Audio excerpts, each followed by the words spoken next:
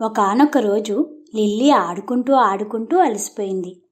వాళ్ళ అమ్మ దగ్గరకు వెళ్ళి కథ చెప్పమని అడిగింది. వాళ్ళ అమ్మ ఇప్పుడు పని ఉంది, కథ చెప్పడానికి అవ్వదు అని చెప్పినా లిల్లీ వినిపించుకోలేదు.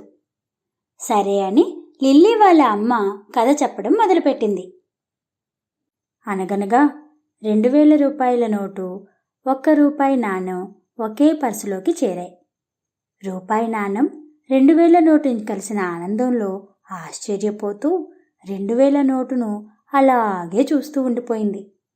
దాంతో 2000 నోటు రూపాయి నాణెంతో ఇలా అంది, ఏంటి మిత్రమా, నన్ను అలా చూస్తూనే ఉన్నావు అని.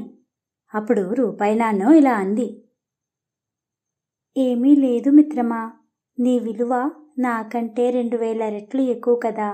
నువ్వు నీ జీవితకాలంలో ఎంతోమంది కష్టాలు తీర్చి కన్నీళ్లు తుడిచి ఉంటావు, ఎంతోమంది ఆకలి తీర్చి ఆదుకుని ఉంటావు. అలాంటి నిన్ను చూస్తుంటే రెప్ప మూయలేకపోతున్నా అని చెప్పింది. దానికి 2000 నోటు బాధపడుతూ, లేదు మిత్రమా, ఎవరి కన్నీళ్లు తుడిచి కడుపు నిండా అన్నం పెట్టే అవకాశం నాకు రాలేదు. ఎందుకంటే నేను పెద్ద ఉద్యోగి ఇంట్లోకి వెళ్ళాను. వాడు నన్ను తన లాకర్లో దాచాడు. ట్యాక్స్ ఎగ్గొట్టాడనే కారణం చేత ఈ మధ్య జరిగిన ఐటీ దాడుల్లో నేను బయటకు వచ్చాను. లాకర్లో నుండి బయటపడిన ఆనందం కొన్ని రోజులు కూడా లేదు. ఐటీ దాడుల్లో పట్టుబడిన సొమ్ములో నుండి లంచం రూపంలో ఐటీ అధికారికి ఇచ్చారు. లంచం తీసుకున్న అధికారి నన్ను మళ్ళీ బ్యాంక్ లాకర్లో పడేశాడు. నా జీవితం మొత్తం లాకర్లోనే గడిచిపోయింది. మొన్నే బయటకు వచ్చా. మరి నీ సంగతి చెప్పు మిత్రమా అంటూ రూపాయి వంక చూసింది. అప్పుడు రూపాయి నాణెం ఇలా అంది, మిత్రమా, నా జీవితంలో ఎక్కడెక్కడ తిరిగానో చెప్పలేను. భిక్షగాడి పళ్ళెంలో పడి వాడి ఆకలి తీర్చాను. ఏడుస్తున్న పిల్లవాడికి చాక్లెట్ ఇప్పించి వాడి ముఖంలో చిరునవ్వులు చూశాను.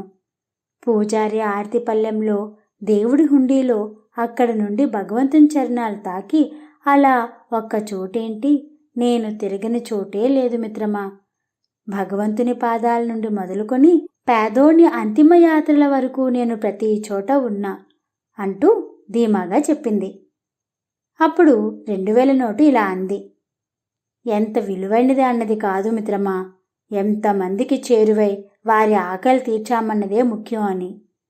దీన్ని బట్టి నీకు తెలిసిన నీతి ఏమిటి లిల్లీ? ఎంత ఉన్నతంగా బతికామన్నది కాదు, ఎంతమందిని హక్కున చేర్చుకున్నామన్నదే ముఖ్యం. మా వీడియోస్ కానీ మీకు నచ్చినట్లయితే లైక్ చేయండి. ఇలాంటి మరిన్ని వీడియోస్ కోసం సబ్స్క్రైబ్ చేయండి. మీకు తెలిసిన ఈ కథలు మీ శ్రేయోభిలాషులకు తెలియచేయడానికి షేర్ చేయండి. Thank you for watching.